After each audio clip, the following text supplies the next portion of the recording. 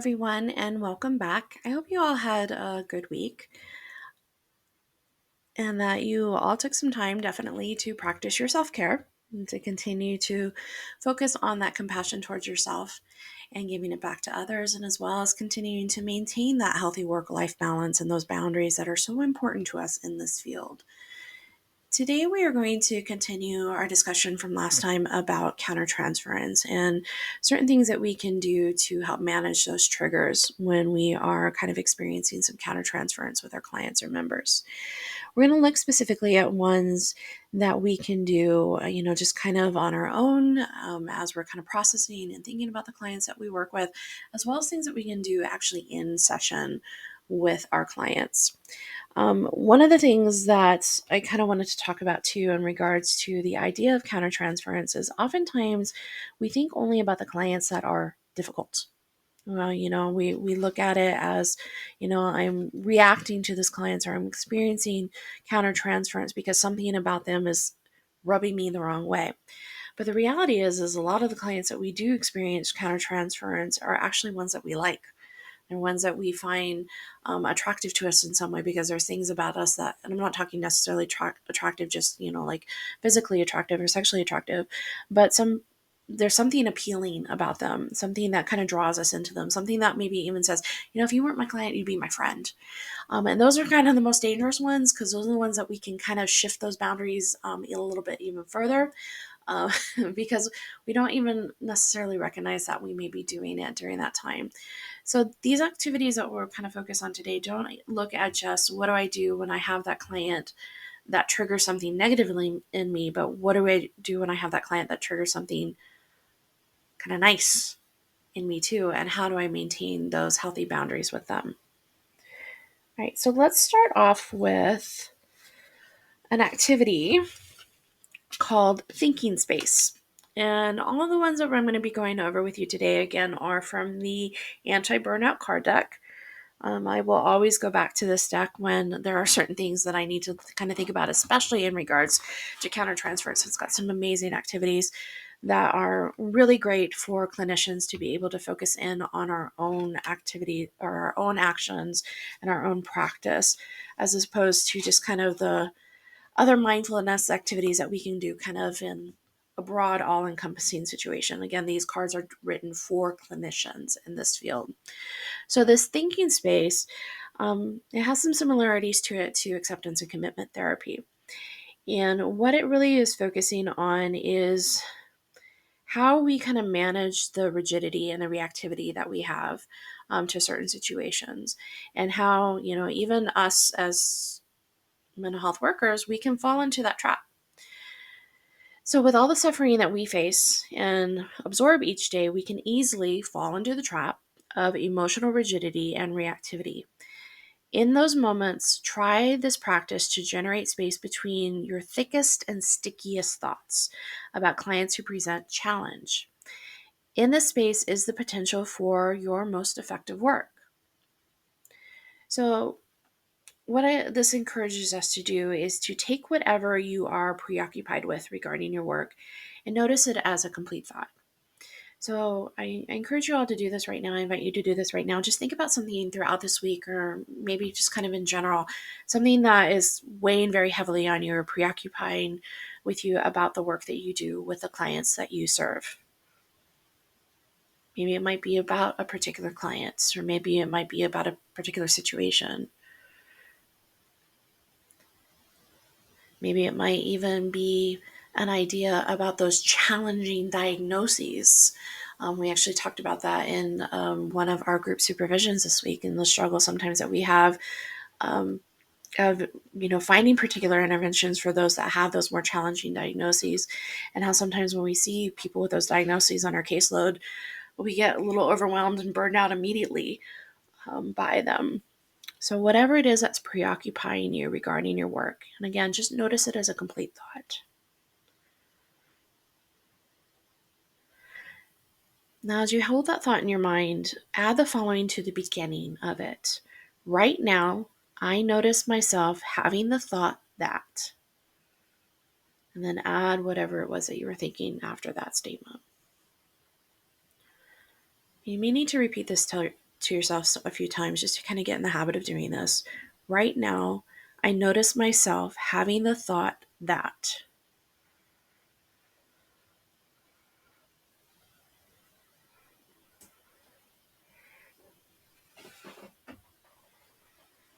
So as it becomes clear to you that the thought is just that, it's just a thought and not necessarily accurate or the only way of seeing or perceiving things, what happens to your experience of this thought? Does it change the way you are thinking or feeling? Does it soften the thought or firm it up?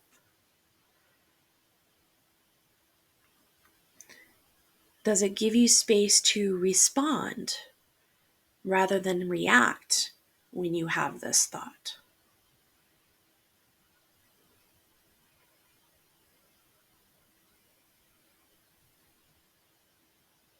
Just reflect a little bit on it for yourself right now of what you're kind of experiencing this as you're putting this activity in place for you.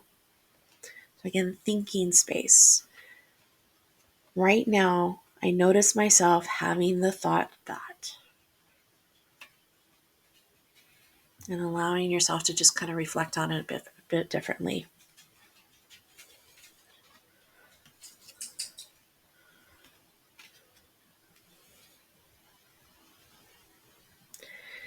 Okay. So now, along those same lines of the difficult kind of situations that we might go into, this is another way of kind of being more mindful and more introspective about those clients that we quote unquote are the difficult ones. So when we have those clients who kind of challenge or spark really strong feelings of countertransference, we may be helped by remembering our common humanity. We and our clients benefit when we remember how suffering is an equal opportunity. So bring to mind now a challenging client.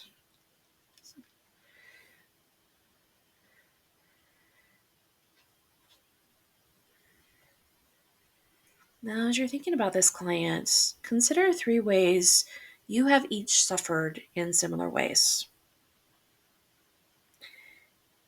and the similar or different ways you have each coped with that suffering.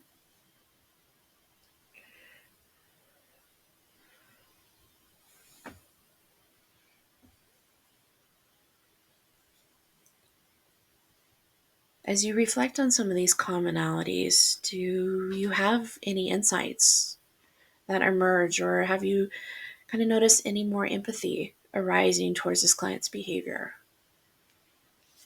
Are you maybe now able to look at this client from a more trauma informed perspective, seeing the client as a whole rather than just seeing their behavior? And adding to this again, that trauma informed perspective is the idea that behaviors are just communication. So oftentimes we label a client difficult because we're only focusing on those behaviors. But what do we need to look at as the client as a whole? How do we recognize that the client is suffering and these behaviors are the way that they're communicating that suffering?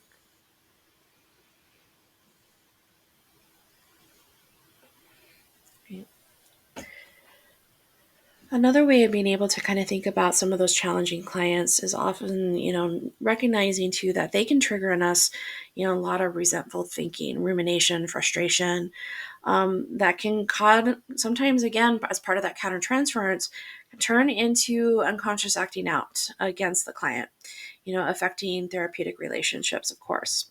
So this particular practice adds a little bit more than what the last one did, and kind of offers a gentle reminder of the equanimity and the compassion that fuels your best work. So again, call to mind a client that you may be frustrated or angry with. And I know we never want to admit that we get angry with our clients, but we do. We're human. Okay.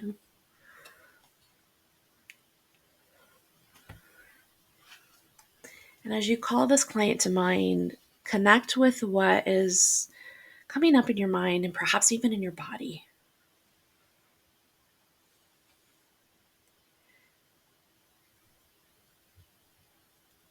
Now try to conjure compassion for the person simultaneous. Perhaps bringing the person to mind as you're seeing this client on one of his or her or even your better days.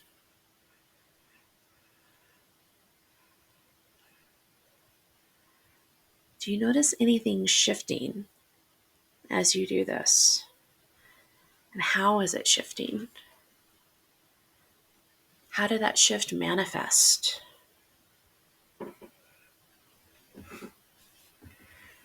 From this new stance, did anything open effectively or cognitively in your perspective regarding this client?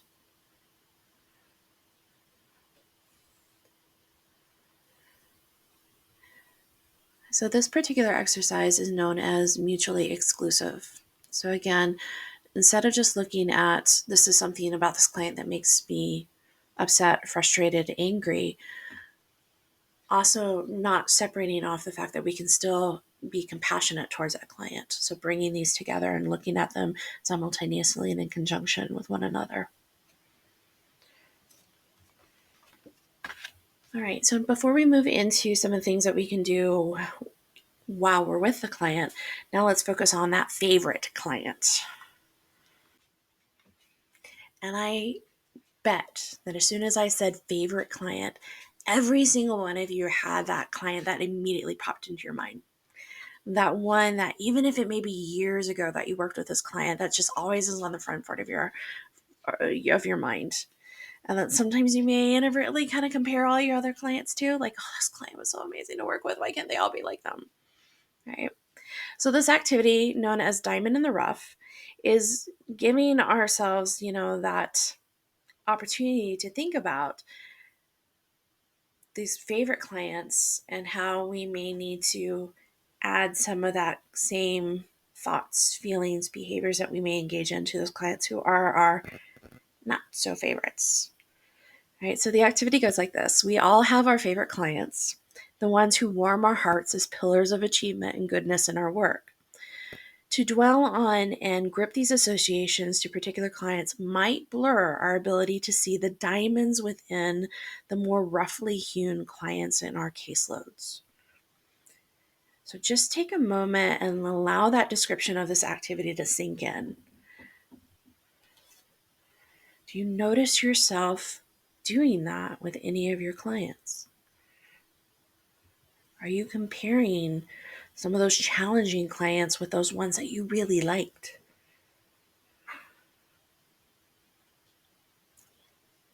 All right, so let's move on with the activity. So notice the emotions and sensations that arise when you bring clients to mind who have been significantly challenging to you.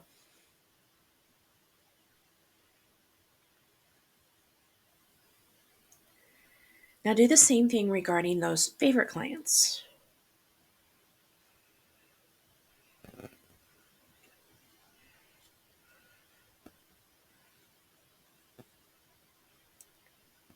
Has it ever been, or might it ever be possible to be aware of both the pleasant and unpleasant within the same person?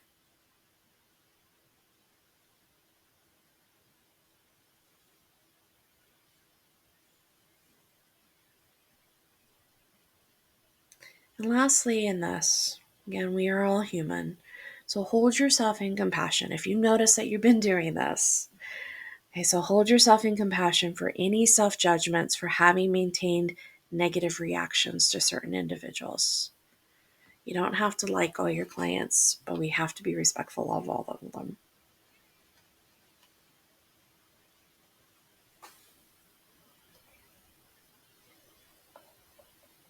Okay. So let's go ahead and move forward to some things that we can do again while we're experiencing the countertransference in the presence of our clients. Well, actually, let me take that back. We're going to do one that kind of in between this. This one is a really great activity. Not so much with countertransference exactly, but just kind of, again, those sensations that might arise when we're dealing with difficult situations. And so I'm kind of lumping this into why with clients because it has to do specifically about a client session. And this is the no-show meditation. And you've never had a client no-show, right? right? No, everyone shows up to all their appointments. They never cancel. They never no show. They don't leave you hanging, right? Yeah. What if you answered yes to that? I don't believe you. I really don't, and no one else on this podcast will believe you either. We've all experienced, even that therapist, that worker that everybody loves, has those clients that no show. And no shows kind of trigger a lot of emotional responses, don't they? And can have some dual kind of sides in this too. We have those clients that when they no show, we're like, oh, here they go again. And we get so frustrated. We get so overwhelmed by it, especially when we have those ones that are habitual no shows. And you'll be trying to contact them and try and re-engage them. And all of a sudden they have a crisis and they're calling you. They want an appointment the same day. And you're like, man, you couldn't show up for the last 3 appointments, but you want me to see you within the next hour? I don't have that availability. Right. And so when they no show again, all of that stuff can come back up. We also have this client. Yeah, and I'm gonna throw myself under the bus here with this one too, because I've experienced this one. And again, don't tell me you've never experienced this, that we kind of wish they would no show. These clients that are draining us, those really challenging ones that we're dealing with, the ones that maybe we're feeling stuck with ourselves. It doesn't even have to be a countertransference issue. It's just those clients that just you kind of dread every time they come in to see you. So you're kind of wishing that they may no show. But no show is an interesting dynamic. It creates quite the emotional reaction to it. So this meditation, let me go ahead and kind of give the backing behind it, and we'll go into the actual steps that's involved within the meditation. So to introduce it, we're betting you've never had a client no show, right? We've already discussed that. We've all had this happen, and instead of it being a source of frustration, which can ripple out negatively into our day and into our work, what if we could turn the situation into a mindfulness bell for practice? So I know you're probably not experiencing a no-show right now, or maybe you are. Maybe you had a no-show and you decided to turn this on and find some good practices to deal with that frustration, right? But take a moment and just acknowledge the thoughts and emotional sensations that come up at the possibility of a client not showing for your session. Or if you can think of a specific client who does no show and what happens to you, those thoughts and emotional sensations when they do actually no show.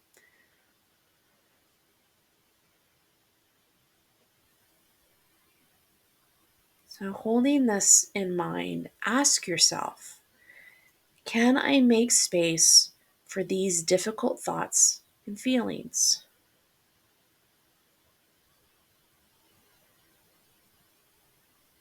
Put full attention on any physical sensations that may accompany these feelings.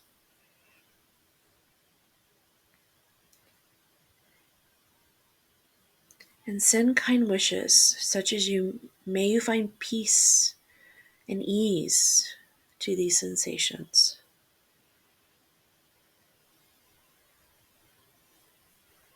Now imagine your client who no shows or who no showed to you, and send him or her a similar kind of wish.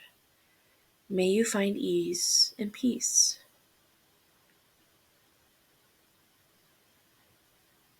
And then just spend some time simply breathing and bringing compassion to what's arising in your body and mind.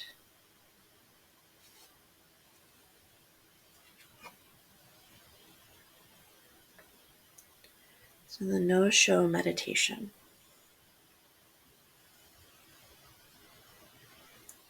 All right, now we will get into more of the ones that we do when a client is present. So again, kind of looking at some of those more difficult and challenging situations that may come up to start with. So I want to think about for a moment here, what do you do when you're working with a client who's angry or a client who's disappointed? A client who's having, a real extreme emotional reaction at the time that you're seeing them.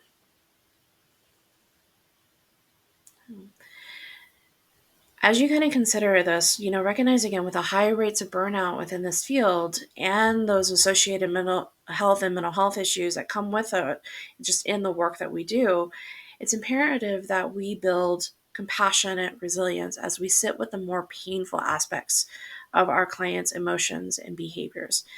I will tell you, when I first started in this field, it was very hard for me to have that kind of shield up for myself. There were times that after a client left that I felt just emotionally drained. I may even have broken down in session and cried right along with them.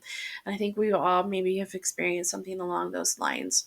There are sometimes too when a client gets really angry, we may become, or we may even feel threatened in that situation. So, how are we kind of building that resilience for ourselves when we're working with a client in that high emotional state? This is something I hear about a lot of times in supervision too, especially when someone is coming to me and they're like, I don't know what to do. This client is expressing suicidal or homicidal ideations, and I don't know. They know how to assess it. They have all the tools. They've been trained, but they're scared to make certain statements and trigger it even worse. And that's understandable. This is frightening to deal with someone who's in that kind of situation. Even for those of us that have been in the field for a long time, even for those of you who may have worked in crisis response, there are times that you walk into those situations that you still feel as anxious as you did that first day that you walked on there. So this particular activity helps us to build that compassionate resilience, helps us to kind of figure out the ways that we can just sit with that painful experience that the client is dealing with in that time. So when you're sitting with a client who is particularly angry, disappointed, or negative, give yourself to imagine an invisible shield. This shield may be a shield of light that surrounds you, holding you, or protecting you as you connect with your own experience. So take a moment right now, even though you're not experiencing that, and think about a shield for yourself. What would you want your shield to look like? How would you feel protected and safe?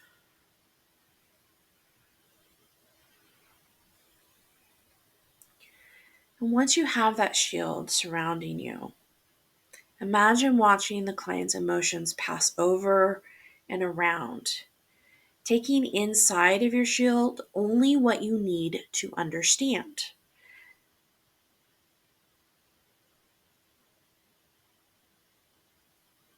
Letting everything just bounce off.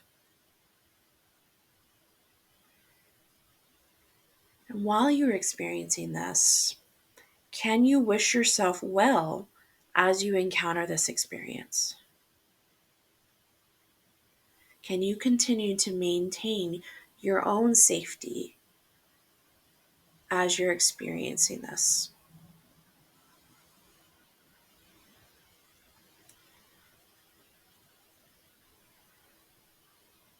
Right? So those shields. And these shields are important too, not just when we're dealing with angry or disappointed, like this particular activity talks about. Many of us that work in this field, we are a little more empathic than others. In fact, I have another video on my channel that talks about the power of empathy and some of the struggles that people who are more empathic may deal with. And this particular kind of idea of having that shield is also talked about within that particular video. Sometimes we need that shield just on a day-to-day basis with all of our members, because again, we're taking in all of their trauma, all of their stuff, and we're human and we're going to absorb some of that. So when we're dealing with those difficult situations, or we're just listening to the client recount their week and just everything that maybe have gone on that was stressful and overwhelming for them in the week, how do we shield ourselves from not taking all that emotional baggage onto ourselves? Our next exercise looks at what happens when clients get beyond that shield. And I'm not talking about the beyond the shield as in we're taking on that emotional baggage, but this is more when that client maybe has said something directed towards you. Maybe it has been something said to you in anger, they've been demeaning, they're insulting you, because it's going to happen. Not all clients are going to like you. They may not like something that you say, and they could react negatively towards that. Or we may have those clients that are just pressing those buttons that we have. So in some way, though, that client's anger, sadness, their hopelessness has found its way beyond that shield that we just talked about, that behind that clinical armor that we developed. So instead of closing down or pushing away, are you willing to tell the truth of what's happening inside of you? So notice the truth of your own painful reactions to client self-expressions and disclosures in sessions. By truth, the suggestion is not that there is some perfect answer or conceptualization for your reactions, but instead it is what is unarguably true. Your body's sensations, mental images, and verbal thoughts in these moments of your work. Are you willing to rest in this version of truth? Notice fully what's there and touching the unarguable, undeniable reality of your experience, even if it's uncomfortable, even if it's inconvenient or appears to be, at first, less than professional. Be willing to speak or act from this truth with authenticity and full consideration of the well-being of both you and your client. So this one is called truth talking. Are we able to notice when we are experiencing that, recognize it, sit with it, and be able to act from it appropriately in those situations?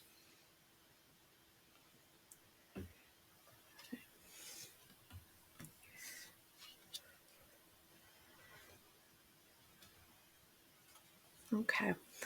Sorry, I lost my card there for a second that I was reading. This is a different activity too. Again, talking about managing the difficult clients. And this is an acronym to kind of think about when we are trying to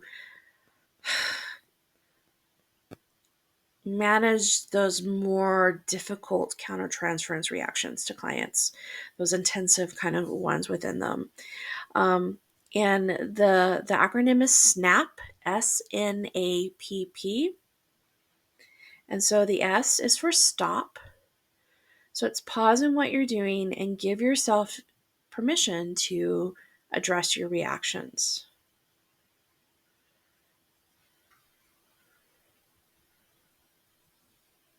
So this could be when you're noticing some significant reactivity to your work with a client. It could be just like we talked about in that previous example of when the client gets behind your shield. Right? But pause, stop, pause in what you're doing, and give yourself permission to address your reactions. Notice sensations in your body and your mind's reactive thoughts. So how is the reactivity manifesting in your chest, your shoulders, your arms, hands, face, anywhere in your body? And tune into the flow of your thinking and track it for a moment. The A is for allow. Allow the thoughts and bodily sensations all to be just as they are. Don't flinch away. Don't push them down. Don't try to change them. Don't try to reframe them. Simply choose to watch them. And our first P, penetrate with them, or penetrate them all with slow, deep breathing. Take as many of the breaths as you feel you need. And the last P is prompt. So prompt yourself towards compassion for yourself and the client. How might your next intervention with this client now be different? Okay, so stop, notice, allow, penetrate, and prompt.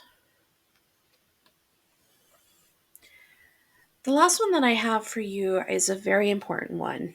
It's something that we all need to be diligent in.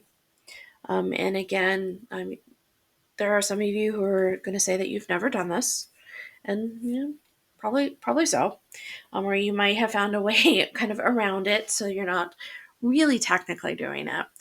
And there's a lot of different schools of thoughts in regards to this particular thing, and that is self-disclosure. So there are those people who are real like, nope, you don't disclose anything.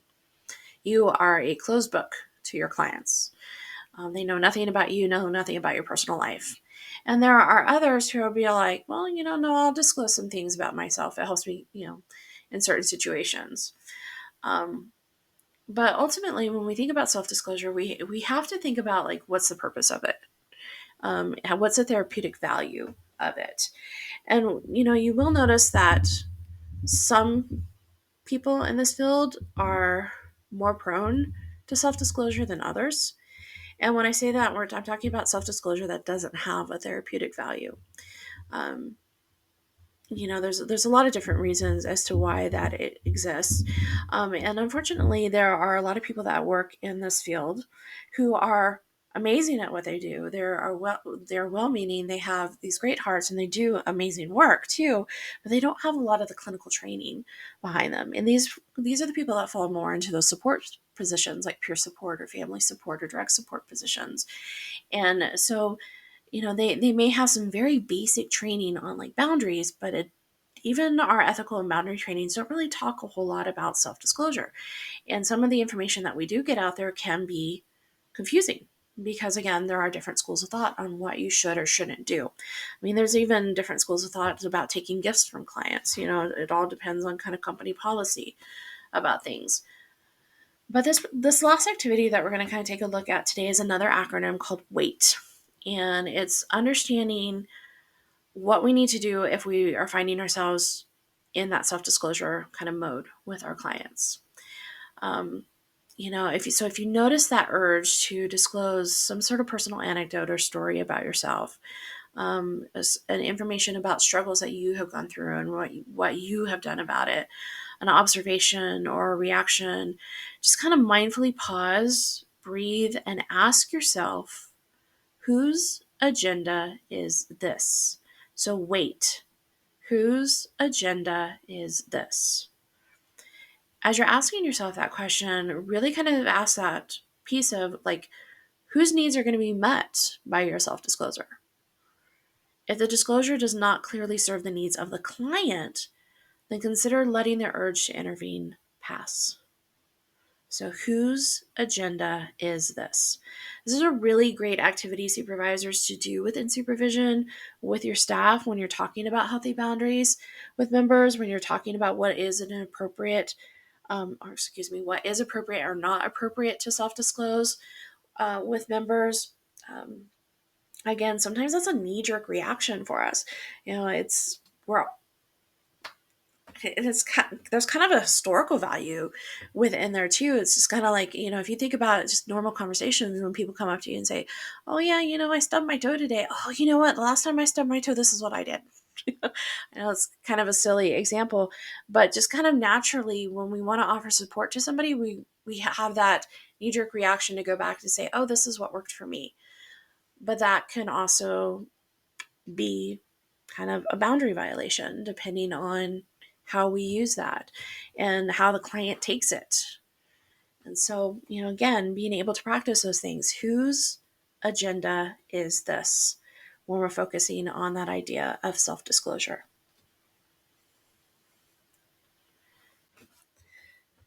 So this wraps up our discussion specific to managing issues of countertransference and how self-care and mindfulness practices do aid in that.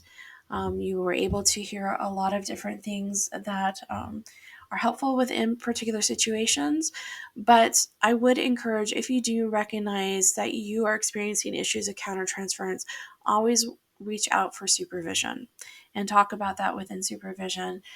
For those of you that are independent practitioners or work kind of on your own, reach out to a colleague and talk with them about it. It always works better when we're getting that other perspective, that objective lens, because when we are in it ourselves, we may not always be catching of what's going on.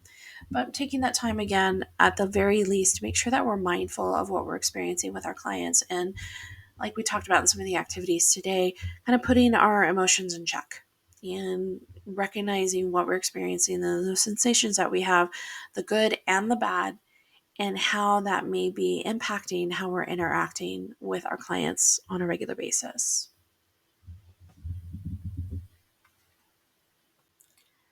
Before we wrap up today, I wanted to share kind of a plan as we move into April and Counseling Awareness Month. I have been lucky to gather a small group of professionals within this field, various degrees, education, backgrounds, experience level, as well as positions within the field. And we're going to be hosting a discussion roundtable about self care itself. And that will be posted at the end of this month on April 27th. So I do invite you all to kind of keep an ear out for that and join us on April 27th, where you'll be able to hear the results of that roundtable and not just hear my voice talking, but other people within this field. So, again, I thank you all for joining me today. I look forward to seeing you next time. Have a great week and remember to take care of yourselves.